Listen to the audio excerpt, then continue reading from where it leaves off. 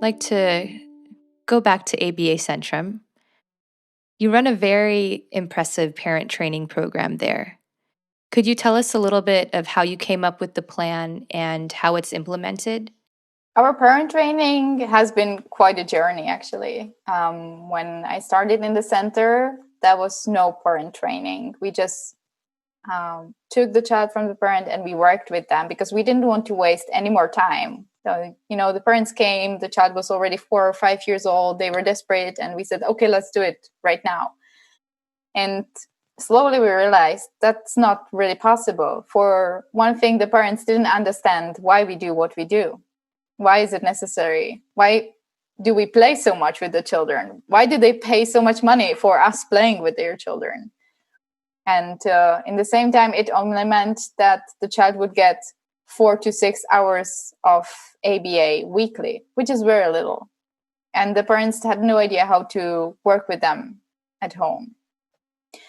And we realized that training the parents, teaching them how to work with the children is actually the only possible way how to provide those kids those necessary 25 to 40 hours of therapy every week. It doesn't mean they have to pay incredible amount of money for us to take care of their child every single day. It means that we can take those perfectly understandable and highly logical procedures that ABA has, and we can explain them to the parents, and we can create a program for them to help them apply them in their natural setting. And that way they can be teaching every single minute of the day, because it's really about learning to spot the opportunities and creating the opportunities and providing the right help to the child. And or what we found out mostly is to stop helping the child so much, because they can get so independent just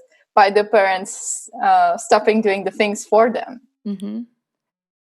And slowly we were developing more and more trainings and adding more trainings. And then in some point we realized there was still one thing missing, which was the motivation of the parents. Because we were just another approach that was telling them what to do and what not to do. And they didn't get the why. So we decided to make those trainings fun and to interconnect the community of our parents. We have a waiting room, and before that, the parents were just sitting there separately. Sometimes they said a little bit about their life, but that was it.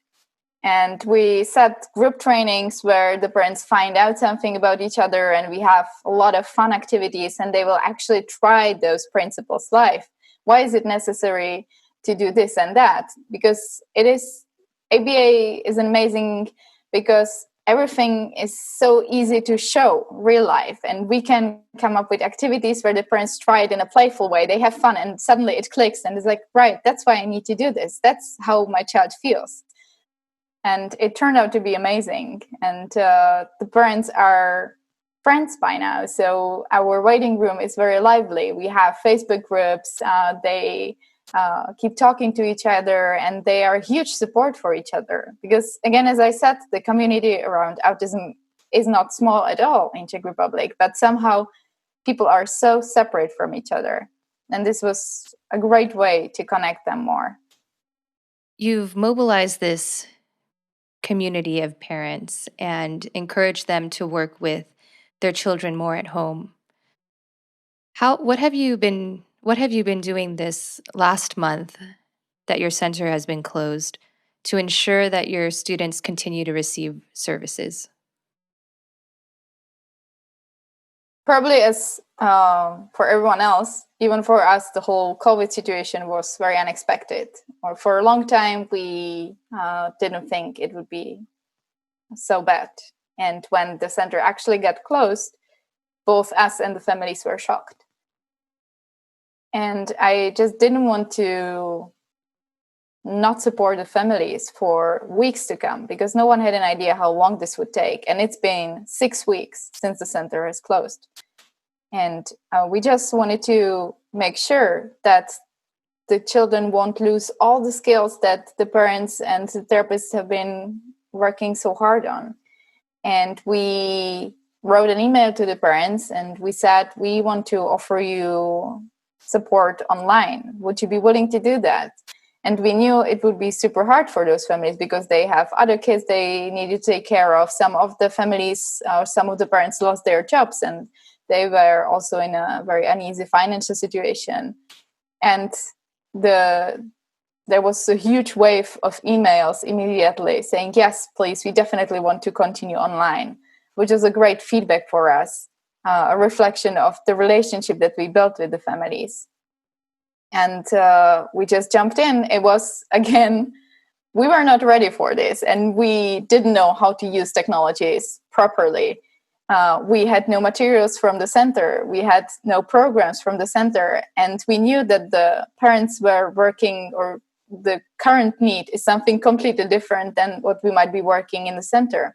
Because right now they had to teach the children how to tolerate mouth cover, how to stay at home the whole time, and so on. And so it was all very unprecedented. And at first we just met with every single parent on Zoom for 1 hour to talk about their current situation. What does it mean for them? How do they feel? What can we do for them at this point?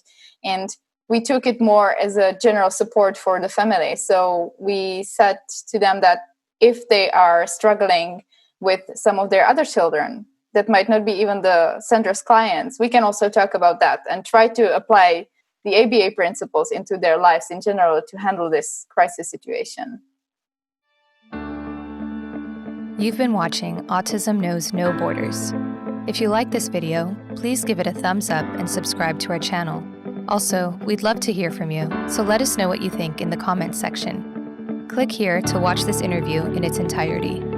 You can also find us on your favorite podcast app. Tune in each week for engaging conversations of how people across the globe are inspiring change and building community. Thanks for watching. Take care.